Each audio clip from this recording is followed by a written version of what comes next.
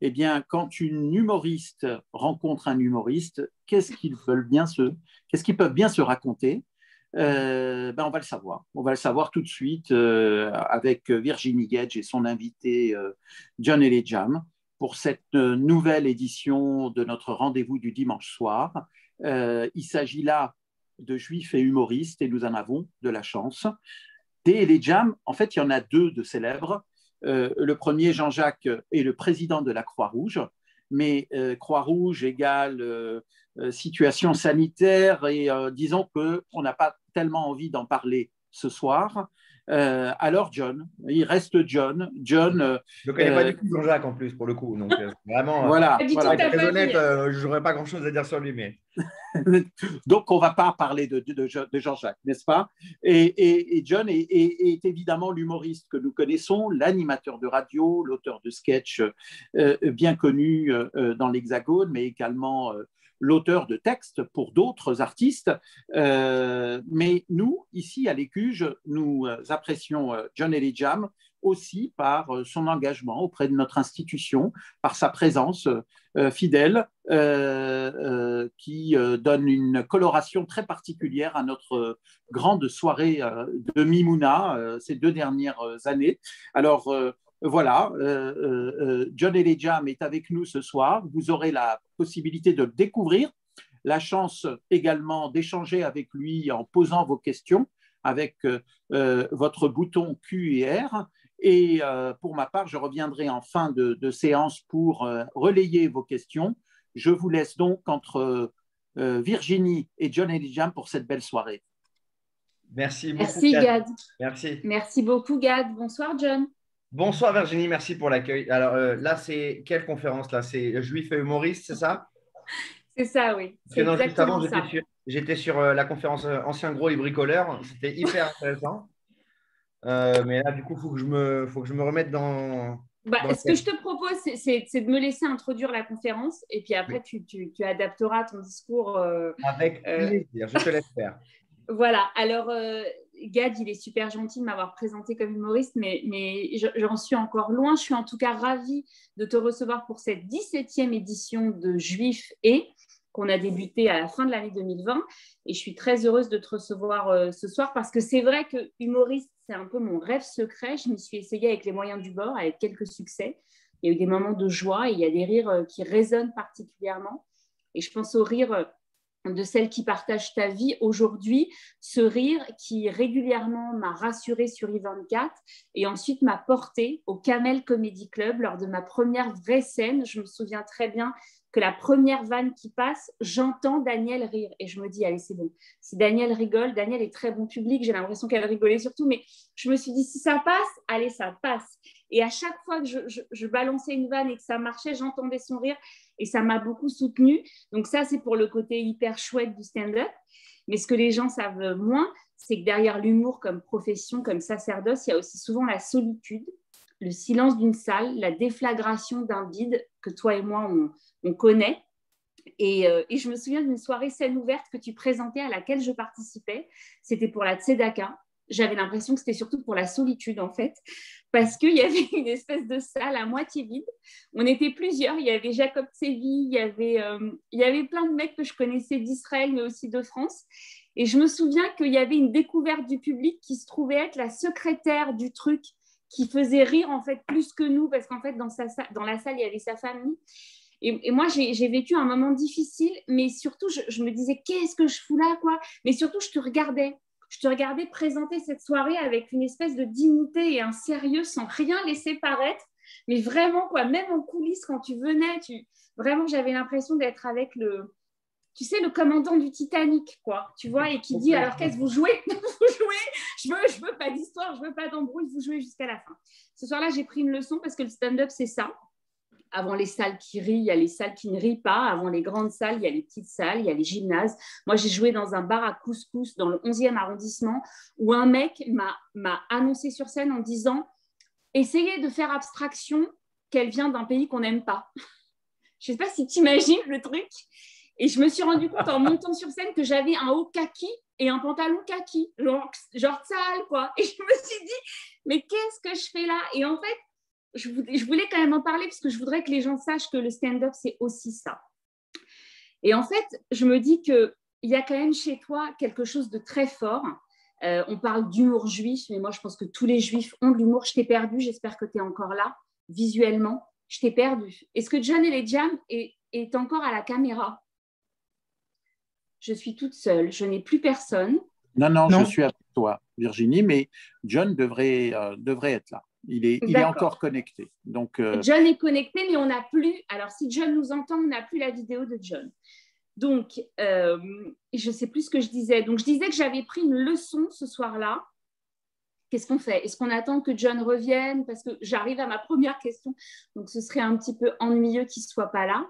On est désolé. Hein, alors, John nous a effectivement quittés, mais il ne devrait pas tarder à nous rejoindre, puisque il a le lien, il ne va pas tarder.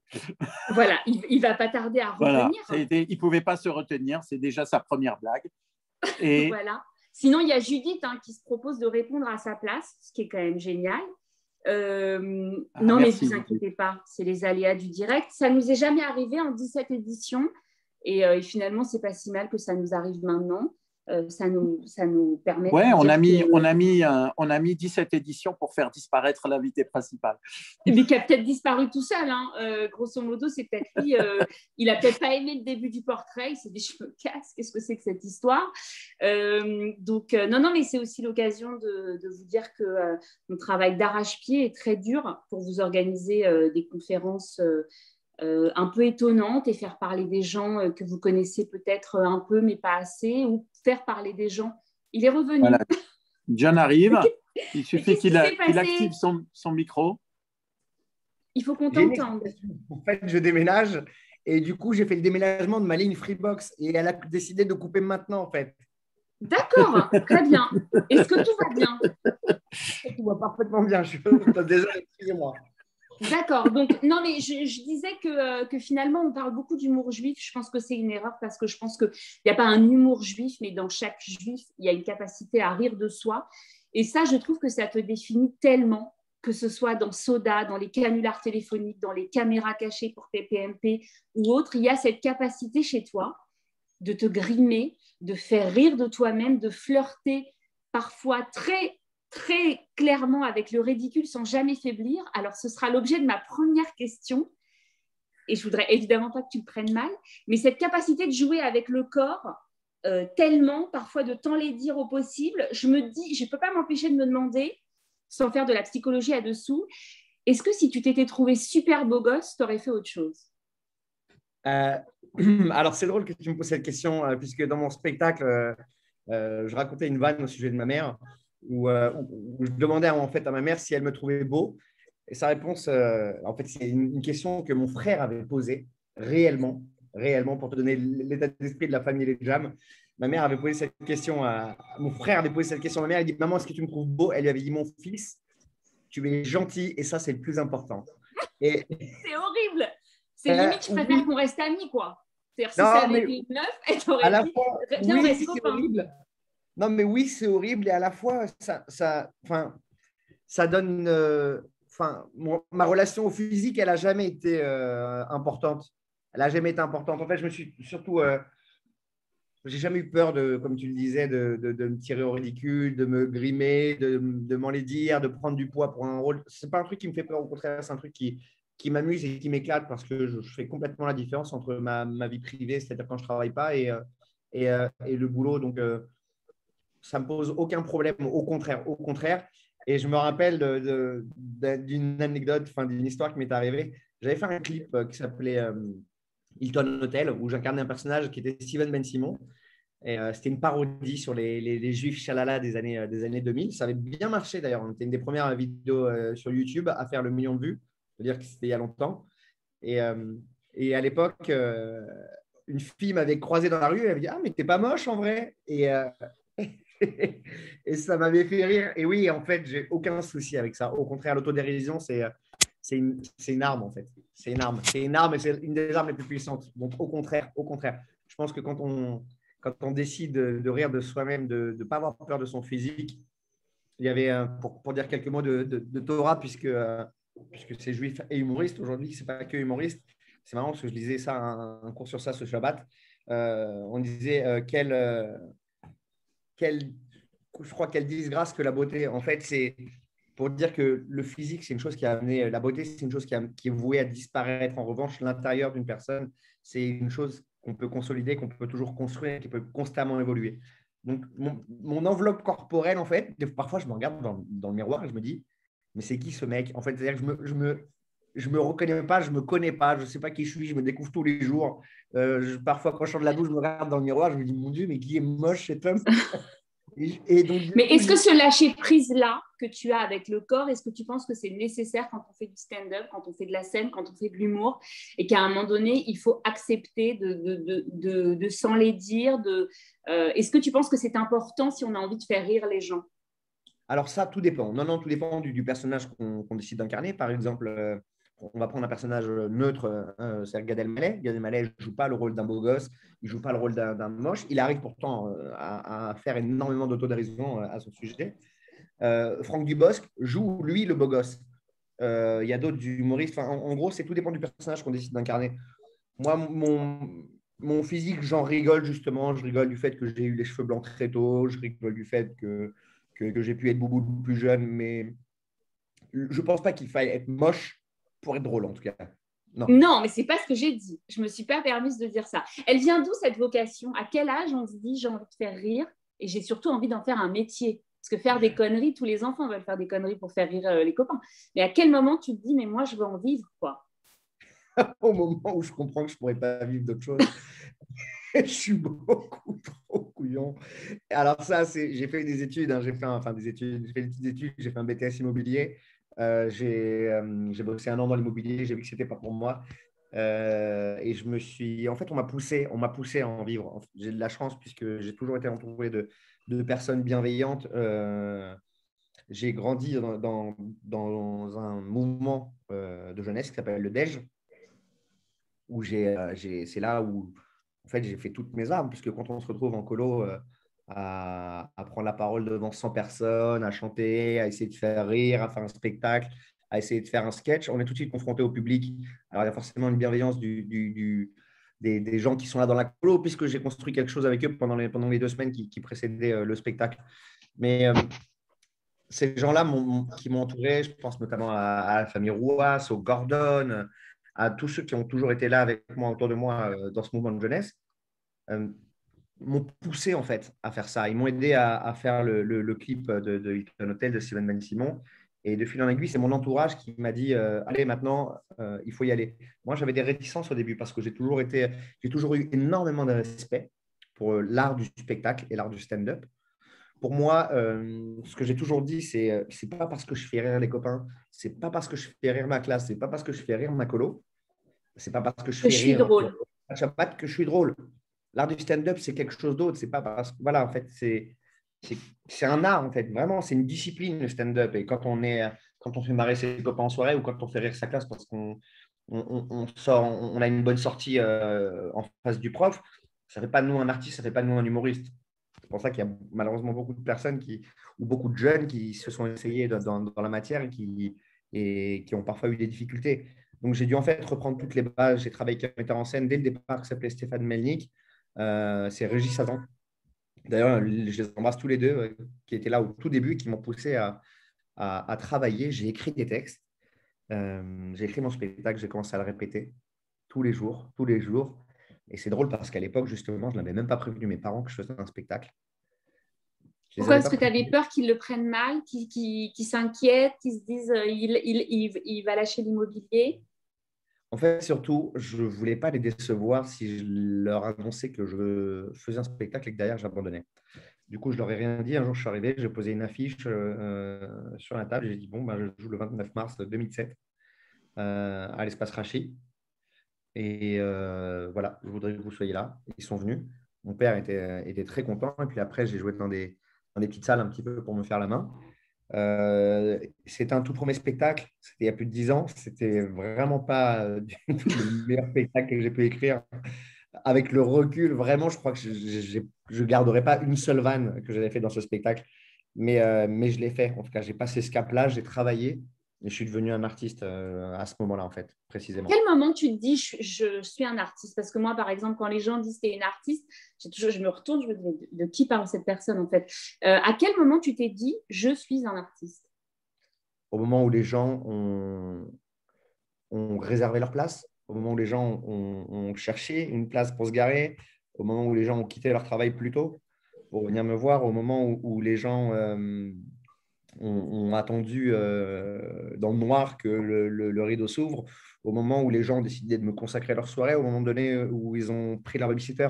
En fait, c'est les gens qui font de toi un artiste, je pense. Et on peut hurler sur tous les toits qu'on est un artiste, c'est le public qui fait toi un artiste, en fait. Et c'est le fait que les gens ont continué à être fidèles, à continuer à venir me voir, que mes rencontres avec d'autres artistes qui ont cru en moi, qui m'ont demandé d'écrire pour eux. C'est la rencontre avec des réalisateurs qui m'ont fait passer des auditions pour certains films.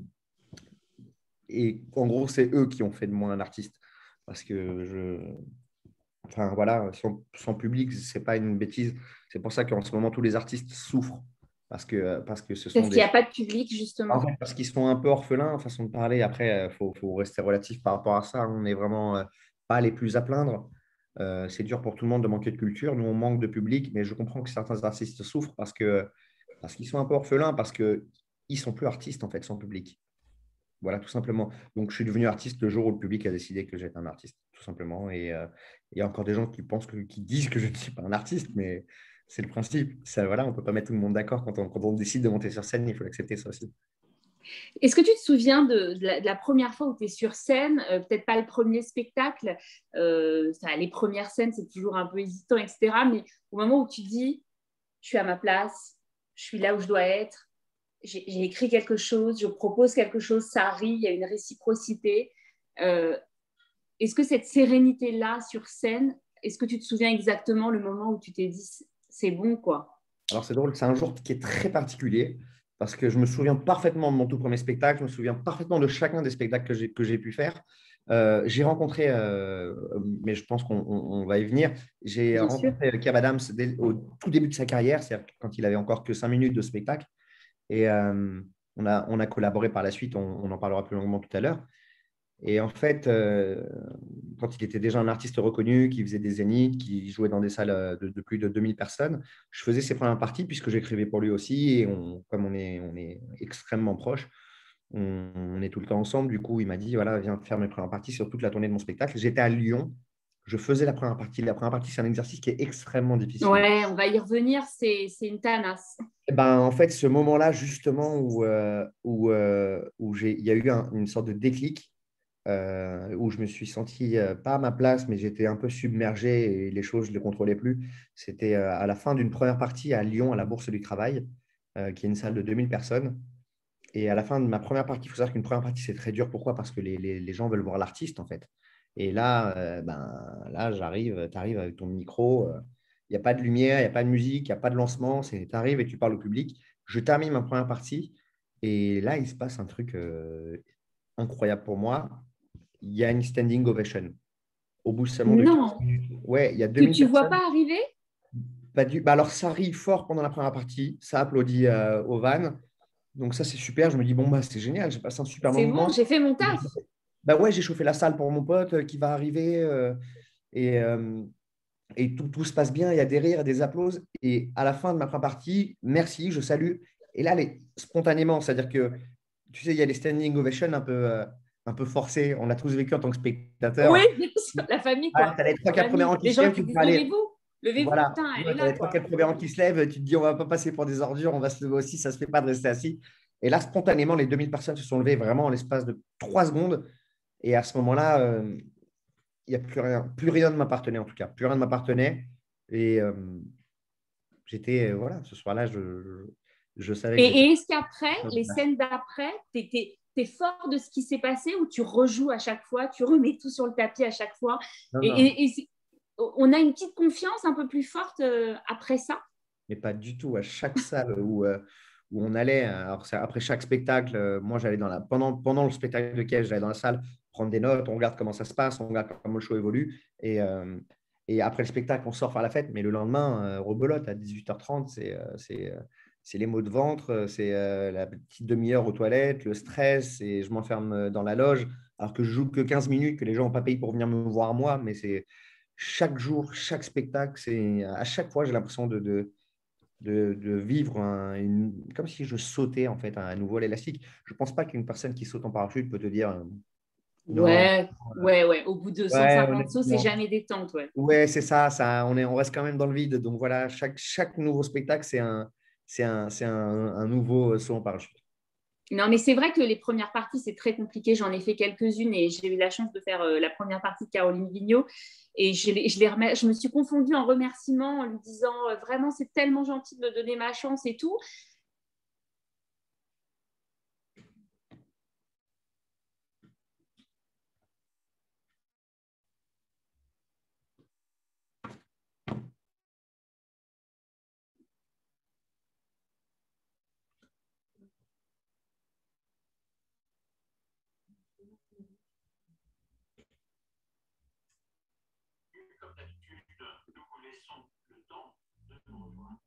Ça a bugué, hein?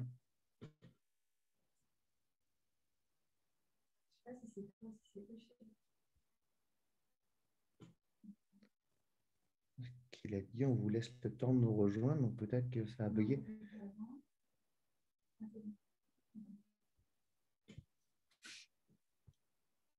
Ça a bugué. Je ne sais pas si on m'entend.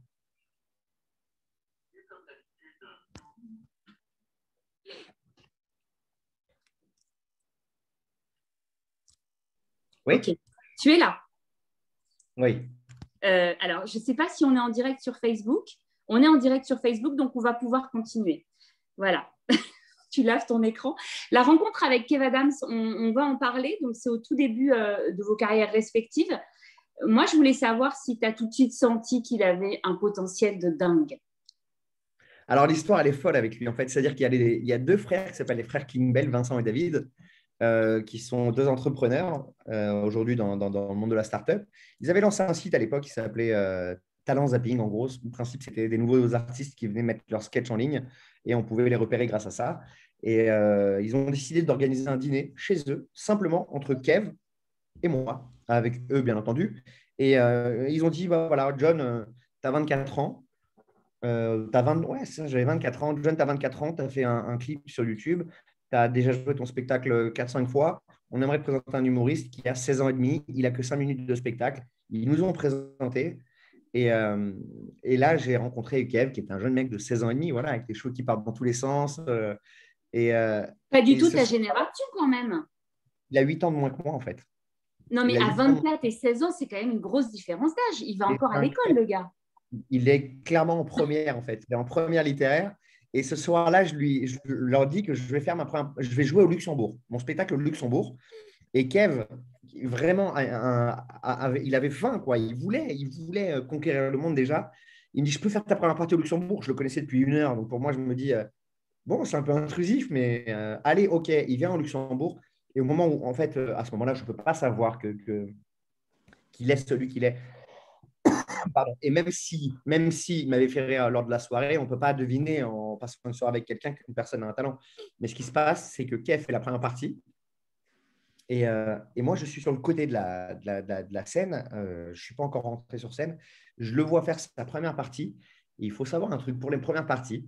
Quand un artiste, en tant qu'artiste, quand on choisit une première partie, c'est un petit peu vicieux, mais on ne veut pas qu'il soit trop drôle parce qu'on ne veut pas C'est ce que je accapare. disais avant la coupure. C'est que s'il se Ah prend bah un voilà. beat, c'est pas grave parce qu'on passe derrière et on reprend la mise en fait. Alors oui, et on ne veut pas qu'il soit trop mauvais non plus pour pas qu'il plombe l'ambiance. Exactement. Donc, en gros, il faut qu'il soit drôle, mais pas trop. Et là, ce qui se passe, c'est que je lance Kev, que j'ai encore jamais vu sur scène. Je suis sur le côté. Et à ce moment-là, je le vois. Et je ne suis plus dans le il ne faut pas qu'il soit assez drôle ou il ne faut pas qu'il soit trop drôle. Je suis dans le OK, là, ce jeune de 16 ans et demi, 17 ans qui est devant moi, c'est une tornade. Et à ce moment-là, moi, ça me coupe les jambes en fait avant de jouer mon spectacle. Mais ça me coupe les jambes de bienveillance. C'est-à-dire que je me dis, vivement que je termine mon spectacle, que je puisse parler avec lui, parce que ce que j'ai vu pendant ces 10 minutes, c'est une personne qui va remplir des zéniths dans l'année à venir, en fait. Et c'est ce qui s'est passé. C'est ce qui s'est C'est ça passé. qui te donne envie d'écrire pour lui tout de suite? Alors non, c'est lui qui me propose d'écrire pour lui. Il me propose de venir chez lui à l'époque. Il me dit, viens, passe à la maison. Donc voilà, c'est un ado, quoi. Donc j'arrive chez lui, il y a sa mère qui est dans la cuisine, qui est là. Il y a le goûter qui est sur la table et je m'assois avec lui, donc de 24 ans. La situation elle est un peu bizarre parce que j'ai 24 ans, lui il en a 16 et demi, 17. Et je rencontre sa mère pour la première fois et on se pose et on commence à… Il me dit, voilà, j'ai écrit ça, qu'est-ce que tu en penses? Et je lui donne des chutes à certaines vannes. Et, euh, et ça fonctionne tout de suite. Déjà, en revenant du Luxembourg, il y a un truc qui s'est créé entre lui et moi, mais à ce moment-là, on commence à écrire. Il me dit, bon, écoute, je veux que tu participes à l'écriture du premier spectacle. Donc voilà, du coup, ça s'est fait naturellement et ça s'est enchaîné ensuite sur le second et le troisième. Voilà. Alors, moi, j'ai essayé d'écrire pour d'autres, ce que j'ai fait parfois. Est-ce que c'est compliqué de trouver des bonnes vannes pour quelqu'un d'autre? Et surtout, comment est-ce qu'on écrit pour quelqu'un d'autre? Parce que les gens ont du mal à comprendre. C'est-à-dire qu'il faut passer du temps avec la personne, il faut essayer de comprendre ce dont elle a envie de parler, il faut trouver des bonnes vannes. Et est-ce qu'à un moment donné, tu t'es dit, ça, c'était peut-être pour moi? Alors, Franchement. alors non, jamais, jamais ça m'est arrivé d'écrire une vanne où je me suis dit, cette vanne, je devrais peut-être la garder.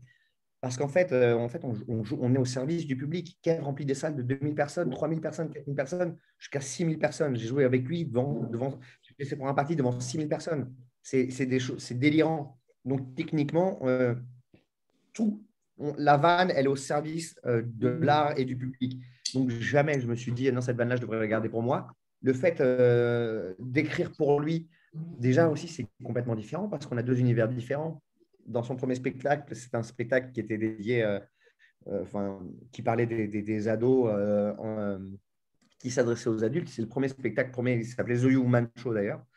Donc, du coup, les vannes étaient complètement différentes, mais ça se faisait très naturellement. On a le même humour, on a la même vibes, comme on dit. Donc, du coup, c'était assez simple, assez simple d'écrire avec lui. Et surtout, au-delà de ça, c'est lui qui écrit, en fait. C'est lui qui écrit, qui nous dit il me faut ça, sur telle vanne, il me faut telle chute, je voudrais ça. C'est-à-dire que ce n'est pas un artiste qui a été propulsé comme un produit. C'est un monstre de travail, un monstre de travail.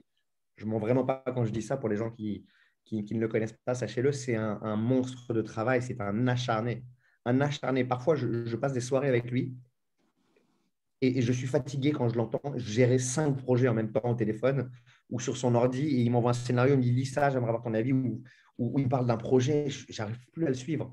Donc du coup, écrire pour lui, en fait, c'est simplement le comprendre et savoir où il veut aller et comment il veut justement y aller. Alors justement, tu parles d'un monstre de travail. Moi, je vous suis tous les deux sur Instagram. Je vous vois tout le temps vous marrer, déconner. Et c'est vrai que les gens ont cette image-là. Et ils se disent, la vie de Kev Adams, ça doit être, voilà, le mec fait des vacances à Dubaï, il se marre tout le temps, il s'amuse, etc. Il y a beaucoup, beaucoup de travail derrière. Il y a surtout, je trouve, chez Kev Adams, un truc qui est fort pour un mec qui a commencé, comme tu le dis, à 16 ans, c'est qu'il y a une vision, en fait. Il y a quelqu'un qui voit très loin. Enfin, je veux dire, je revois les débuts de la série Soda.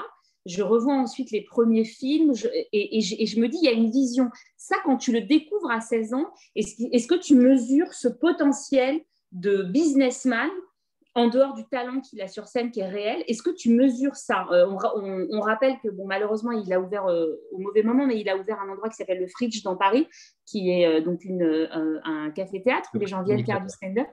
Voilà. Est-ce que ça, tu le sens chez lui aussi très jeune?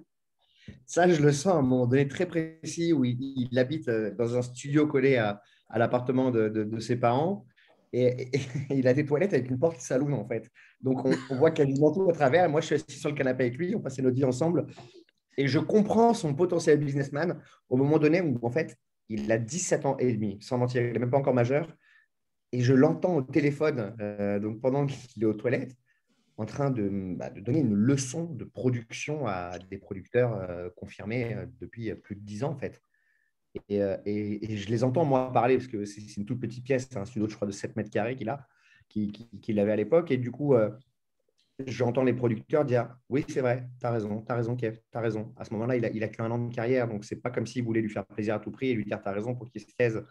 Je l'ai vu voilà, donner une leçon de production parce qu'il a une vision en fait, globale des choses. Il est déjà, voilà, il est déjà dans le futur, en fait. Ça, sa force. Est-ce que tu crois que les rencontres, il y a de l'ordre de l'écrit et que cette rencontre-là qui a donné une dimension à ta carrière, ça me donne l'occasion de parler de Dieu et de ta croyance. Est-ce que tu crois qu'il y a des choses qui sont écrites comme ça et que c'est un cadeau qu'on t'a fait? C'est une certitude. C'est une certitude. C'est une certitude que c'est un vrai cadeau qu'on m'a fait, puisque souvent on se charrie comme ça, vu que lui et moi, on est vraiment, pour le coup, cul et chemise. Quand je passe, c'est ma passion vraiment, c'est de le pourrir vu qu'on passe énormément de temps ensemble. Et parfois, il me regarde et il me dit je ne sais pas pourquoi je t'aime, mais je sais que je dois le faire. Je sais que je dois t'aimer. Et je lui dis, mais moi aussi, je ne sais pas. C'est comme ça. Donc, dans les pires moments, quand on se chamaille, à chaque fois, on est. C'est de l'ordre, bien sûr, c'est de l'ordre, c'est écrit, c'est complètement. On a les mêmes valeurs religieuses. C'est-à-dire que c'est quelqu'un C'est qui pratique. important, ça. C'est important, ça. C'est important. L'amitié, la fidélité, la droiture. On parle quand même d'un monde où on peut se tirer dans les pattes quand même. Enfin, on parle de vol de vanne, etc. Mais c'est important d'avoir aussi des partenaires qui sont super fiables. Ah bah, il n'y en a pas beaucoup des vrais amis dans le milieu. Enfin, je pense que je dois en avoir deux, trois. Je dois en avoir deux, trois des amis dans ce métier dont je suis dont lui est celui dont je suis le plus proche. Mais c'est pas qu'il y a pas, on se méfie pas des autres en fait, mais tout simplement, il faut quand même c'est comme être ami dans la vie avec quelqu'un. Enfin, être ami, c'est quand même quelque chose. C'est pas parce qu'on vend du pain qu'on est ami avec tous les boulangers de Paris, quoi. Et du coup, c'est exactement pareil dans ce milieu. Comme on fait rire les gens voudraient que ce soit une grande famille et qu'on soit tous amis. On n'est pas ennemis du tout. On n'est pas. Je parle pas de concurrence. Il n'y a pas de concurrence dans ce métier. Elle n'existe pas pour moi. Il y a. Mais il y a quand même un embouteillage, John. Il y a quand même des. Enfin, moi, je ne sais pas, je suis montée au Paname. J'ai supplié pour monter au Paname. Il y avait 30 mecs derrière moi qui voulaient monter. Enfin, aujourd'hui, il y a pléthore de gars et de filles qui veulent monter sur scène. Comment on fait pour se démarquer tu vois ce que je veux te dire? C'est pas concurrence, mais il y a quand même une offre qui est énorme. Oui. Il n'y a pas beaucoup de demandes, quoi. Enfin, il n'y a quand même pas assez de scènes ouvertes pour accueillir tout le monde. Alors, bon, il y en a de plus en plus. Alors, à Paris, je sais que tu as vécu en Israël, maintenant tu es de retour en France. Non, je suis toujours en Israël. En Israël, d'accord. D'accord. En Israël, il y a peu d'offres, en tout cas, mais en France, l'offre des comedy clubs a explosé. En ce moment, non, forcément. Mais en tout cas, elle a explosé, ce qui fait que les artistes peuvent se produire dans plein d'endroits, y compris dans plein d'endroits de la France. Vraiment, pour le coup, il y a à Lyon, Marseille, même à Nice, des capitales. Même en région, ouais. C'est pas seulement à Paris, c'est pas un phénomène parisien. Non, absolument. C'est vraiment un phénomène national pour le coup. Oui, bien sûr qu'il y a pléthore d'humoristes, mais comme il y en a toujours eu, en fait. Et on ne le voyait pas. On ne le voyait pas, mais des humoristes, il y en avait aussi énormément à l'époque où Willy Kakou faisait des spectacles, à l'époque où Michel Boujna commençait. Il y en avait beaucoup des humoristes. C'est juste que, vu que la vie d'humoriste a été médiatisée, qu'elle a explosé vraiment, ça donne envie à beaucoup de personnes de faire le métier. Mais après, c'est tout en fait un cheminement et tout un assemblage de chances, parce que c'est une vraie chance de pouvoir arriver à faire ce métier. J'ai vu plein d'humoristes, en étant très honnête, qui étaient 100 fois meilleurs que moi. Ouais. Et qui n'ont jamais réussi à percer. Non, mais parce qu'ils ont dû arrêter le métier, parce qu'il fallait manger à un moment donné. Donc, moi, j'avais mes parents qui étaient derrière moi. J'avais des amis, du coup, où je faisais des petits boulots, où je faisais plein de choses. Mais c'est une chance de pouvoir le faire. Tout le monde ne peut pas forcément le faire, de pouvoir continuer. Et il y a des carrières qui se sont arrêtées parce que la chance n'était pas là forcément. La chance, elle a une part énorme en fait dans la réussite d'un artiste. Énorme, énorme. Est-ce qu'il y a des moments où tu t'es censuré dans l'écriture ou sur scène? Alors moi, j'ai très mauvais esprit. Mes amis me le disent. Et quand on a participé à la Grande Mimouna dimanche dernier, donc je raconte un peu les coulisses. On s'est envoyé des WhatsApp pour déconner parce qu'il y avait des problèmes techniques, etc. C'était bon enfant. Et à un moment donné, il y a l'imam Chalgoumi, l'imam de Drancy, qui a dit « J'invite tous les juifs à venir à Drancy ». Et moi, j'étais avec mon téléphone. Je me suis dit « Je vais faire une vanne à John et tout ». Puis après, je me suis dit « Non, détends-toi, respect un peu ». Donc moi, j'ai très mauvais esprit. Moi, je vais souvent à la limite de la limite. Est-ce que toi, tu te fixes des règles de ne pas froisser des gens? Là, je te dis ça parce que récemment, il y a un acteur de la série Validé qui a fait une vidéo sur le Maroc et c'est une catastrophe. Il est interdit de séjour au Maroc. Ils ont porté plainte contre lui. Je ne sais pas si tu vois, tu sais, le mec un peu bouboule avec les lunettes. Bien sûr, qui est le extrêmement chinois, voilà, chinois marrant. Chinois, pardon, le chinois qui s'appelle chinois dans la série. Non, il joue pas dans la série Validé. Il joue dans Validé. Validé, tu sais, ils sont trois mecs. Il y a deux mecs qui accompagnent Apache. Il y a le black qui fait non, alors c'est pas, et il y a l'autre. C'est pas chinois marrant, tu confonds avec un autre. Ouais, je confonds avec Bunaimin, pardon. Voilà, avec Bunaimin, exactement. Donc, ce mec-là fait une vidéo sur le Maroc qui n'est pas drôle. Je l'ai vu, c'est pas drôle, mais catastrophe. Ça veut dire scandale national. D'accord? Donc, je voulais savoir si toi, aujourd'hui, à l'heure où on parle de gens qui disent beaucoup il faut faire attention aux susceptibilités, etc., est-ce que tu fais gaffe à ça? Je fais gaffe à ça, oui et non en même temps, parce que ce n'est pas mon humour, en fait, d'humilier les gens ou d'aller tacler des communautés, des minorités ou des habitudes. Ça ne me fait pas rire, en fait, particulièrement. Du coup, je n'ai pas besoin de me censurer parce que je ne cherche pas à provoquer, je ne cherche pas à faire rire avec des « oh ». Ce n'est pas le rire que j'aime entendre, en fait, en tout cas, le rire un peu gêné. Ça ne te ressemble pas? Ah non, en fait, ça me ressemble pas. Je ne me sens pas concerné par cet humour-là. Alors, par contre, j'adore, par exemple, je suis un grand fan de Fabrice Eboué. Et voilà, il va sur des sujets qui sont hyper durs. Blanche Gardin aussi est quand même parfois hyper trash, donc je suis vraiment fan. Mais non, je ne me censure pas parce que je n'ai pas besoin de me censurer. À certains moments, j'aurais peut-être dû me censurer parce que je faisais un sketch dans mon tout premier spectacle. Quand j'y repense, la honte, mon Dieu. La honte. Ah, je faisais un sketch sur l'onanisme, voilà. Ok. Et il y avait mes parents dans la salle, et quand j'y pense, hein, mais vraiment, et du coup, j'aurais peut-être dû me censurer sur ce sketch-là. Par contre, je ne le ferai pas du tout aujourd'hui, peut-être par pudeur, et peut-être aussi parce que je suis papa maintenant. Donc, forcément. Ça change beaucoup de choses. D'être papa? D'être papa quand on est sur scène et quand il y a ses parents dans la salle. Bien sûr, bien sûr que ça change. Ça change parce que. Ça change. Ça change parce que oui, on se censure, parce qu'il y a des choses qu'on… En fait, avoir des enfants, moi, ça m'a donné une sorte de pudeur et une sorte de… mes enfants m'ont donné une intelligence, vraiment. Enfin, leur intelligence, c'est eux qui m'ont donné leur intelligence, en fait. Parce que il y a des choses, je me dis, mais j'aimerais pas que mes enfants entendent ça, en fait. Donc voilà, du coup, naturellement, je ne vais pas sur certains terrains et je ne vais pas sur certains sujets.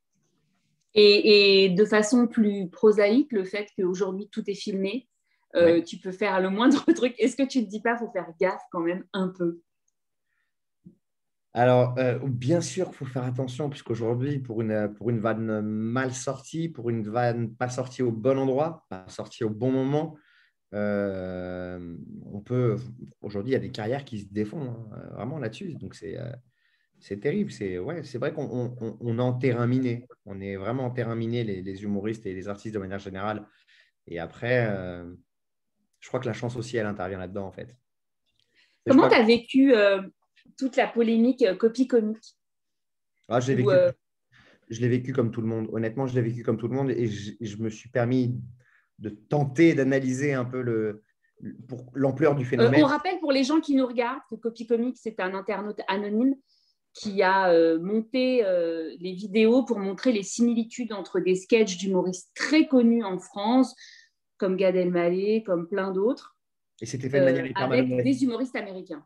Alors, c'était fait de manière vraiment malhonnête pour le coup, parce qu'en travaillant avec Kev, justement, qui est un artiste hyper exposé, on a communiqué avec Copy Comics sans jamais connaître son identité. Et il nous a dit, je crois même que c'est Copy Comics qui nous a écrit je voulais vous dire une chose, sachez que beaucoup de gens veulent la tête. Oui, mais il me l'a dit aussi. Beaucoup de gens me demandent de regarder du côté de Kev Adams. Ouais. Et j'ai regardé et je n'ai strictement rien trouvé, pas le début d'une similitude. Voilà. Sur lequel Kev fait vraiment, hyper attention. Et en fait, là-dessus, pour revenir sur l'ampleur du phénomène, c'est Gad qui est le plus ressorti dans cette histoire. Et je pense qu'en fait, ça nous a fait… Tu l'as vécu comme quelque chose d'injuste? Oui, bien, mais totalement. Pour lui, pour sa carrière? Non, mais c'est complètement injuste. on ne juge pas Gad sur un montage de 8 minutes hyper malhonnête. Alors les gens disent oui, mais il lève le bras au même moment, oui, mais il dit le mot au même moment. En fait, ça fait autant de bruit, la vérité, on doit se l'avouer. C'est parce que Gad, pour nous, c'est le héros de tout le monde. C'est un héros national, Gad. Donc, du coup, on ne lui pardonne pas les erreurs. Et c'est pour ça que les gens ont été aussi durs avec lui. La carrière de Gad, elle ne se résume franchement pas à 10 minutes montées un peu malhonnêtement sur Internet. Sa carrière, elle se résume à un génie sur scène qui est un génie. Et justement, toi qui as approché ce génie, puisqu'on sait que Kev Adams et Gad Elmaleh ont écrit un spectacle ensemble, ont tourné ensemble, quand on fait du stand-up et qu'on approche le roi, qu'est-ce que ça a fait? Qu'est-ce qu'on comprend? Qu'est-ce qu'on apprend? Alors, j'ai eu la chance de faire la première partie de Gad Elmaleh aussi à l'Olympia à Lyon. Bah, j'avais joué 3 fois mon spectacle. Il m'avait proposé de faire sa première partie à Lyon. C'était super bien passé, mais c'est-à-dire que je venais de jouer devant 50 personnes et une semaine après, je jouais devant 3000 personnes. J'avais joué que 3 fois dans ma vie, donc je n'étais pas du tout prêt, mais ça s'est bien passé. Baruch Hashem, puisque c'est juif et le thème. Mais vraiment Baruch Hashem, quoi, pour le coup, parce qu'il y a des choses qu'on ne peut pas commander et elles sont forcément écrites, mais c'est pour ça que ça nous a fait, je pense, autant de mal. Voilà, c'est uniquement pour ça. C'est uniquement pour ça, parce que sa carrière, elle se résume à d'autres choses. Je sais pas, je crois que tu m'as posé une autre question après, mais que je suis resté bloqué là-dessus. Non, je te demandais ce que tu avais appris à son contact. J'ai appris. En fait, tu peux pas apprendre. Techniquement, passer un certain moment, tu peux pas apprendre avec certaines personnes comme lui, comme Kev, comme Gad, comme Franck Dubosc. Tu peux pas apprendre parce que c'est un niveau tel que dans la vie de tous les jours, par exemple, avec un artiste comme Kev ou avec un artiste comme Gad, dans la vie de tous les jours, tu es au spectacle avec eux, en fait. Tu es au spectacle, donc tu n'apprends pas. Qu'est-ce que tu veux apprendre? Qu'est-ce que tu veux apprendre? C'est tu regardes et tu kiffes, quoi. Voilà, tu kiffes, tu profites. Tu profites, mais il n'y a rien à apprendre. Et tu partages avec eux et tu leur donnes toi aussi de ton humour, toi aussi tu leur donnes de. C'est une grande kémia, en fait, avec certains. Voilà, c'est ça le Est-ce que tu joues vendredi soir? C'est drôle que tu me poses cette question, parce que j'avais refusé de faire justement au tout début de ma carrière la première partie de Gad Elmaleh. Un vendredi soir. Un vendredi soir, ouais, parce que c'était Shabbat, alors que franchement, j'avais vraiment zéro chose à mon actif. Genre, j'avais zéro moyen de dire ouais, mais je suis John et Jam, tu comprends, je peux pas mettre non, mais vraiment, c'est-à-dire que j'ai fait sa première partie mercredi, il m'a dit c'était super, reste le jeudi, je suis resté le jeudi. Il m'a dit tu veux venir demain aussi? Et il s'occupait de tout, c'est-à-dire que c'est un cadeau tombé du ciel pour moi. Et vraiment, c'est-à-dire que j'avais 3 mois de carrière, ça faisait 3 mois que j'avais commencé ce métier. Et j'ai dit non, je veux rentrer, c'est Shabbat. Et je suis rentré chez moi. Et je me suis dit, mais comment j'ai osé dire ça? Putain, la vache. Le mec, il a 23 ans, il dit à Gad Elmaleh, non, je ne vais pas faire ta première partie devant 3000 personnes, c'est Shabbat. Mais parce que c'est comme ça que j'ai grandi. Je n'ai pas été éduqué dans la religion, mais j'ai été éduqué dans le respect et dans les valeurs, en fait. Écoute, moi, j'ai accepté de faire la première partie de Caroline Villon un vendredi soir et elle a eu une extinction de voix où personne n'a joué, en fait. Et je me suis dit, à partir de ce jour-là, je n'accepterai plus jamais. Elle m'a donné une date et je n'ai pas vu que c'était un vendredi. Et j'avais pris un billet pour Paris. Et puis voilà. Et en fait, elle m'a laissé un message en me disant, j'ai une extinction de voix. Et voilà. Et donc, c'est fini. Je ne jouerai plus jamais vendredi soir. On va parler un peu de ton identité juive. Tu disais que tu avais grandi au Dej et on sent que tout ça t'a… Je ne suis pas du tout juif, moi. Je suis protestant à la base. Maman a grandi à Nîmes. Et papa mère vient. Oui, non, je suis juif, ouais, algérien. Non, mais ce que je veux savoir, c'est tu réponds toujours oui à la communauté. Je trouve que c'est toujours super sympa. Tu n'es pas obligé, tu le fais tout le temps. Tu le fais pourquoi, en fait? Tu le fais parce que tu te dis que c'est quand même des gens qui t'ont soutenu au tout début. C'est quoi c'est un truc affectif?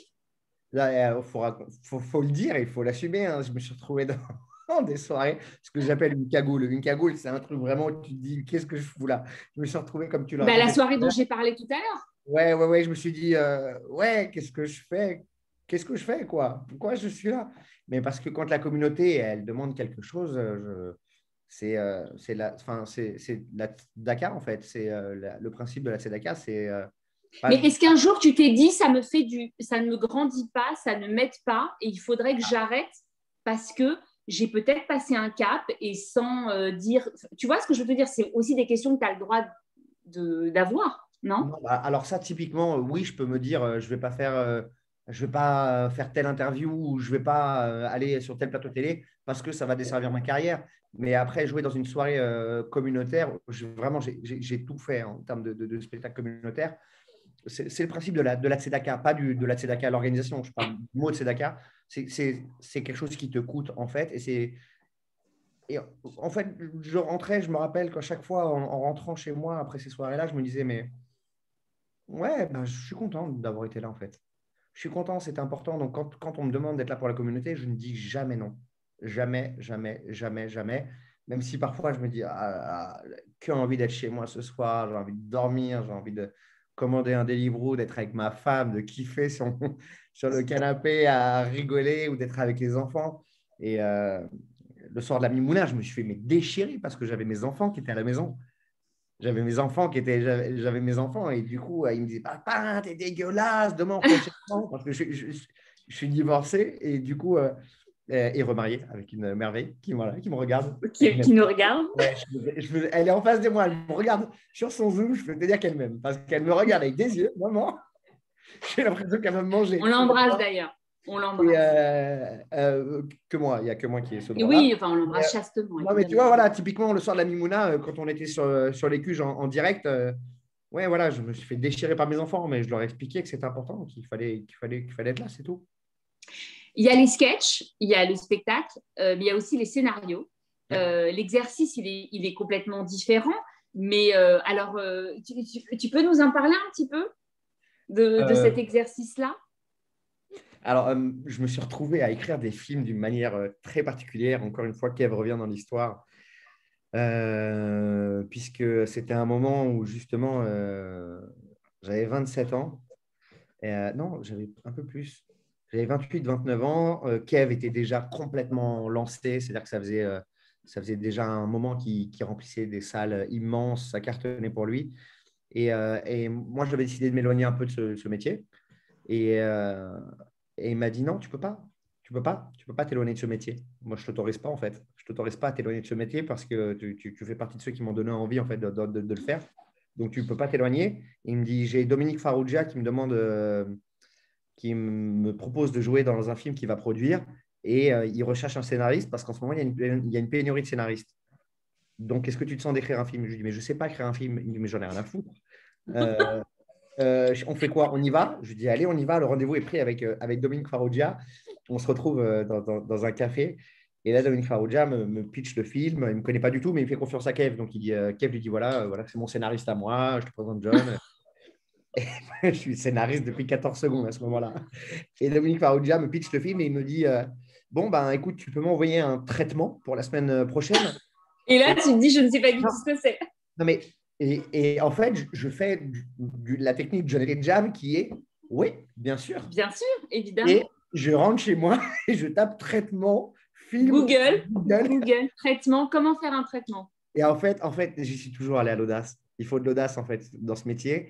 Et c'est Dominique Farrugia qui m'a appris à écrire mon premier film et qui m'a appris à être scénariste. En fait, il m'a pris dans son bureau. Je lui ai envoyé un traitement qui était sans queue ni tête.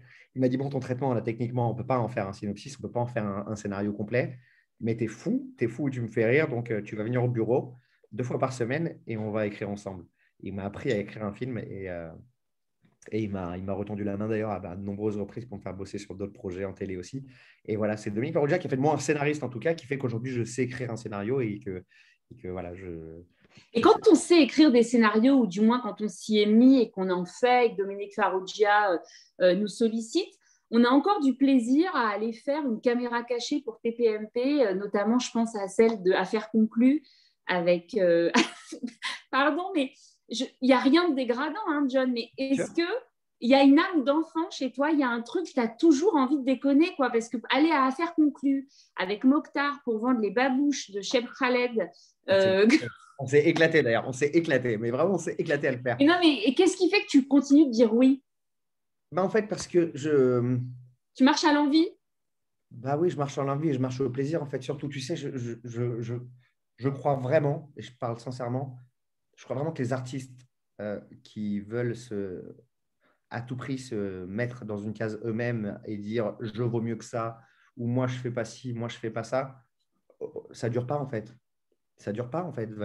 Virginie, vraiment, tu peux pas faire ce métier-là si jamais tu te dis, moi, je vaux mieux que ce qu'on me propose. Si tu veux, toute proportion gardée après. Enfin, je travaille avec Cyril Hanouna aussi depuis de nombreuses années.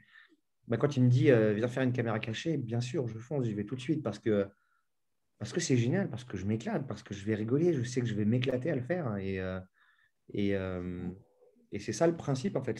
C'est ça le principe. Il y a pas un moment, le jour où vraiment j'ai déjà refusé des trucs, hein, mais c'est très rare. Je vais là où je m'amuse, en fait. Et tu penses que quand on s'amuse, les gens s'amusent? Est-ce que c'est immédiat? Alors, c'est pas obligatoire parce que tu peux t'amuser sur scène, mais tu peux Et être avoir. tout seul? Ah oui, tu peux avoir l'air juste d'un fou, en fait, face à des gens qui comprennent pas ton humour. Ça peut arriver, ça m'est déjà arrivé, mais quand tu t'amuses, en tout cas, bah, tu as quand même plus de chances d'amener les gens avec toi. Oui, ça, c'est sûr. C'est le principe, hein. C'est comme quand tu vas manger un gâteau, tu vas faire oh, qu'est-ce qu'il est bon. La personne qui va le goûter après toi, elle va pas arriver en se disant je vais dire que c'est dégueulasse. Non, elle va lui donner une chance au gâteau. Du coup, quand tu donnes les moyens à toi, quand tu te donnes les moyens à toi-même de t'éclater, ben derrière, il y a des gens qui peuvent te suivre. Ouais.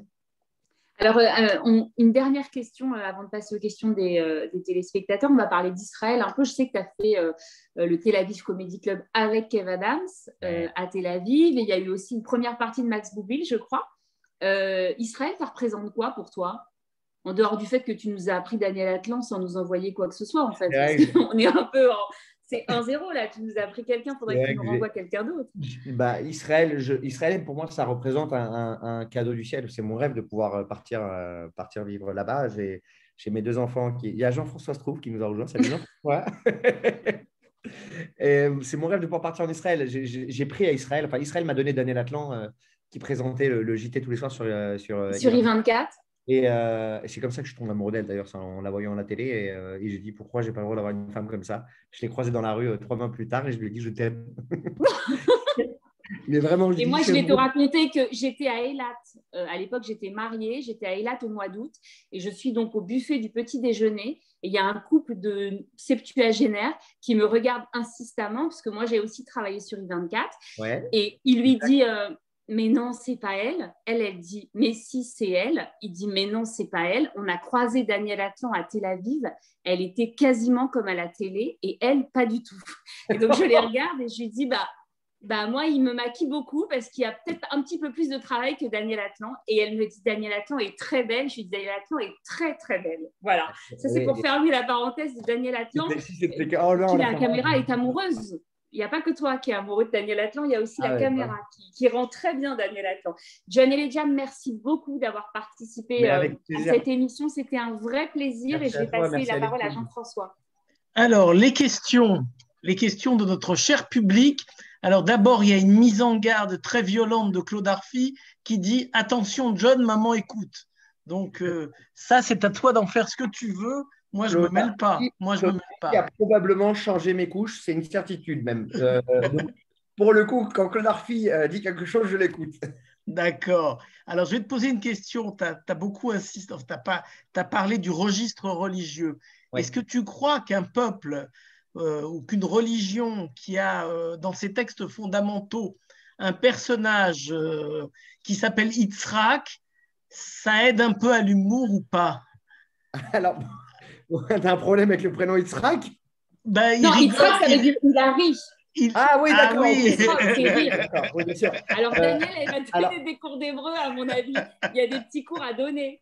Alors oui, je pense que forcément, ça aide. Il n'y a pas de hasard. Après, l'humour, c'est un truc, pour le coup, le peuple juif s'est retrouvé, on va dire, il a souvent été mis à nu, en fait. C'est-à-dire qu'on lui a tout pris, souvent. Il y a un truc qu'on ne peut pas nous enlever, c'est qu'on peut nous prendre le matériel, on peut nous prendre tout, mais on ne peut pas nous enlever nos valeurs, nos traditions, notre neshama et l'humour est une des valeurs fondamentales qu'on ne peut pas nous enlever, en fait. On ne peut pas nous l'enlever, l'humour.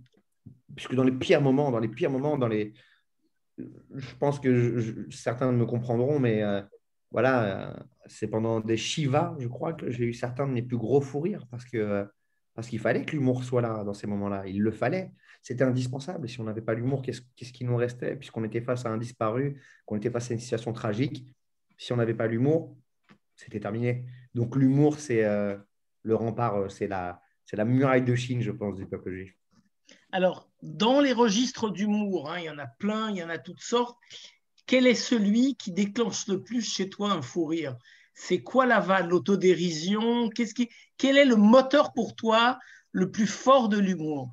Ah, c'est clairement l'autodérision. C'est clairement l'autodérision, puisque je trouve ça tellement plus difficile de rire de soi-même que de se moquer des autres. Parce que faire des vannes sur des gens, attaquer des gens dans un public, ça jamais, jamais, jamais, au grand jamais. Et je crois qu'une fois, ça m'est arrivé de sortir une vanne qui n'était même pas vexante. Mais pour moi, je l'ai trouvée moi-même offensante. Et je me suis excusé tout de suite, immédiatement. J'ai dit, je suis désolé, je ne veux pas faire de peine, surtout pas faire de peine. Donc, l'autodérision, c'est-à-dire que c'est très dur. C'est très dur, mais c'est en tout cas ce qui, moi, me tue. Voir quelqu'un qui arrive à rire de lui-même, c'est très fort. Donc Itzrak, par exemple. Complètement Itzrak, absolument. D'accord. Écoute, il est maintenant l'heure fatidique de 19h59. On se dit que cette promenade d'une heure du dimanche soir, elle dure jusqu'à 20h. Eh bien, merci infiniment à tous les deux. Je reprends pour arriver à faire boucler la boucle l'histoire de Gad à l'entrée de la prise de micro. C'était la fameuse chanson quand un humoriste rencontre une humoriste ou réciproquement, qu'est-ce qui se raconte des histoires d'humoristes? Donc, Virginie. Mais non, mais on a essayé. Non, mais c'est très difficile. Moi, je ne me définis pas vraiment du tout comme humoriste, j'en sais rien, mais c'est intéressant ce que disait John sur le fait que finalement, c'est le public qui fait de vous un artiste ou pas. Certes, et qu'un oui, médecin sans patient, bah, c'est peut-être pas un médecin, il est dans son cabinet, il l'attend. C'est un peu pareil pour nous, mais c'est vrai que voilà, je lis des commentaires sur Facebook, il y a des gens qui disent merci pour tes messages, qui donnent envie d'y croire pour ce parcours fait plein de volonté. Et moi, je voudrais quand même juste dire quelque chose, c'est que c'est quand même un monde où il y a beaucoup d'ego, le stand-up en particulier. Les gens, ils jouent pour leur gueule, il ne faut pas se mentir, on se bat pour avoir la 2e, la 3e place, la dernière place.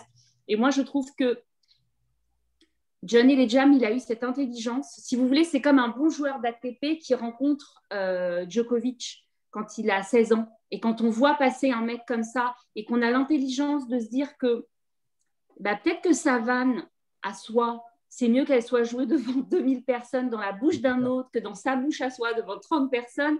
Il faut beaucoup d'intelligence, il faut beaucoup d'humilité et il faut surtout savoir reconnaître le talent immense d'un gars qui arrive en face de vous quand il est là. Et quand un mec comme ça arrive à se mettre de côté et à se dire putain, mais c'est un cadeau de travailler avec ce gars. Il va m'aider à faire des choses formidables parce que lui, c'est une machine de guerre. Et bien, rien que pour ça, je pense que ce soir, c'est un vrai message. Et c'est valable dans plein de domaines. C'est valable dans plein de domaines, les gars. Quand vous avez en face de vous une machine de guerre, plutôt que de se dire oh, mais non, je vais essayer, etc., et ben, mettez-vous dans le sillage, apprenez, prenez des choses et regardez aujourd'hui ce que ça donne. Ça donne une carrière. Voilà, c'est tout ce que je voulais dire. Absolument. Alors, on va conclure avec quelqu'un qui se partage dans son histoire entre le DEJ et l'ECUJ, qui est le président actuel de l'ECUJ et de l'Institut Wiesel, Yves Roas, qui te dit bravo John, merci. Et c'était sympa de t'avoir avec nous. Et je reprends très lâchement tout ceci à mon compte en disant oui, merci beaucoup d'avoir été avec nous. Merci beaucoup. Moi, je peux te dire que j'ai assisté au demi-mouna. Tu nous as énormément fait rire. Tu as contribué à la bonne humeur. On était contents. Et quant à Virginie qui se pose la question de savoir si elle est humoriste ou pas, mais on s'en fout qu'elle soit humoriste professionnelle. En tout cas, elle est très drôle. Et que merci, c'est gentil, Jean-François. Ça fait 17 séances qu'on passe avec 18 d'ailleurs, je crois, avec des juifs et quelque chose. Et moi, je me marre toujours autant et je regarde ça avec beaucoup de plaisir, énormément. Merci beaucoup. Merci Virginie, merci l'ECUJ, merci à à Jean-François, merci à Gad, merci à Ivoise, merci à tous ceux qui ont suivi ce moment, en fait, qui ont partagé ce moment. Voilà, c'était un plaisir d'être avec vous, en tout cas. Et à très bientôt. On espère avant la prochaine Mimouna, hein, John. Oui, quand même. On ne va pas attendre Tessart l'année prochaine. Voilà, passez tous une très belle soirée et à très bientôt. Et la semaine prochaine, Virginie, la semaine prochaine, c'est surprise, c'est le bazar. Virginie n'a pas d'invité pour l'instant, mais Virginie va trouver. Non, Virginie va trouver. Virginie, ça ne dérange pas. C'est bordel, c'est le bazar, si tu savais. Et par contre, il faut rappeler quand même que demain, on a un invité exceptionnel à l'Écuche qui est quand même Manuel Valls, ancien Premier ministre, et qui va parler de choses beaucoup moins drôles que ce soir, mais quand même tout aussi intéressantes. Donc, allez sur le site de l'Écuche et inscrivez-vous. Absolument. Merci, bonne soirée, à très bientôt. Et donc, rendez-vous demain avec Manuel Valls.